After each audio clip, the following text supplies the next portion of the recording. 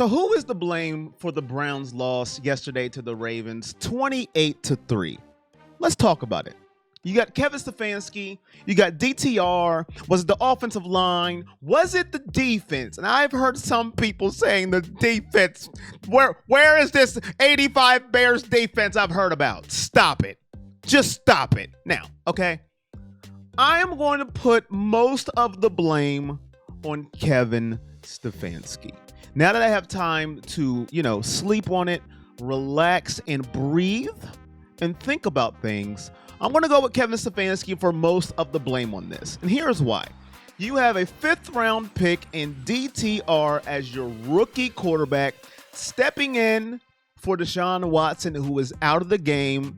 And we found out, pregame that it's going to be DTR.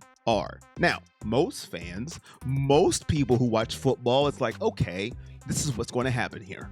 Kevin Stefanski, we're going to have a conservative game plan and attack towards the Ravens. Play action pass, run game, roll out DTR, 2 reads, and lean on that defense. And let's see if we can escape with a victory. We got the home crowd, and let's leave 3-1, and let's see how our starting quarterback is going in to face the San Francisco 49ers. Man, sounds cool, right? That's what we should do. No, that's not what happens. Kevin Stefanski, the first 10 plays, 7 of them were passes. That's right. Count them. Out of 10, 7 were passes. My favorite formation, 5 wide. Who does that? Who? But, it's okay. But one of those was an interception. And when that happened, that's when the game turned, because the Ravens got the ball in the Cleveland territory around the 10-yard line, 11. I don't quite remember. And then Lamar Jackson runs into the end zone. And now you have a 7-0 ball game. But I have a quote I want to read to you from Kevin Stefanski himself. Let me scroll. It was the press conference after the game.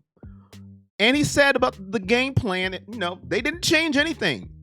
And I quote, "When you have a backup quarterback, you're ready to own the game plan.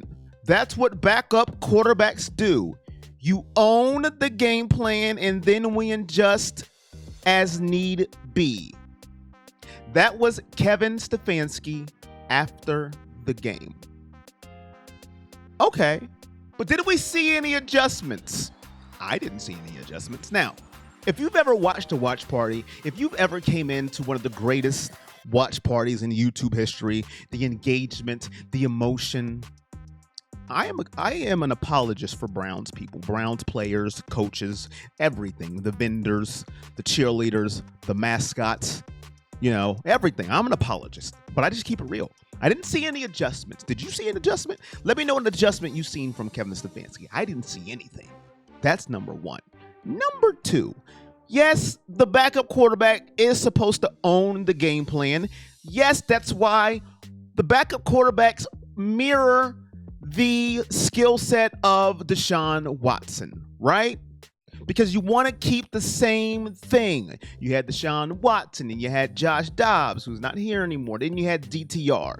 Last year it was Deshaun Watson, Jacoby Brissett, and Josh Dobbs. They all have the same skill set, so you don't have to change much. But here's the problem with that. DTR is not your typical backup quarterback. He is a rookie getting his first start against John Harbaugh, who was a Super Bowl winning coach. If you think you're going to get exploited, you will.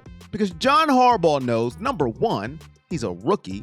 Number two, you don't have your best player in Nicholas Chubb, who I still want to cry to this day. So you've got to adjust. You've got to save your rookie. And I don't mean run it in and around in dipsy doos and flea flickers and have Elijah Moore going 20 yards backwards. I don't mean that. So who do I blame the most? I blame Kevin Stefanski. And those are my reasons. So if you want to disagree with me, please let me know in the comments and you tell me who should we blame. Now, DTR is not to not have no blame at all. He held the ball a little too long. He missed some reads, but that's to happen. I'm not going to say he's terrible, he's trash. Oh my goodness, what do we do? He'll get better from here on out. But hey, you got to help the young man out. So if you go on a big pie here, I'm going to give 80% of the pie to Kevin Stefanski. That's right, 80%. And then I'll give 15% of the pie to DTR. Then what does that other 5% go to? I'm just going to give the Ravens credit for actually showing up and doing what they're supposed to do. Sometimes you give credit to the other team. Is that okay to do that? The Ravens did what they were supposed to do. They took advantage of a situation and they capitalized. And no, I'm not blaming the defense. Listen, they have one game that's not their best, living on the football field, and now all of a sudden some people want to go, where's the defense? Where's this defense that I've seen? I'm not blaming the defense for nothing. I'm not doing it. 80 Kevin Stefanski, 15 DTR, that's 95%. Yes, make sure I'm adding right.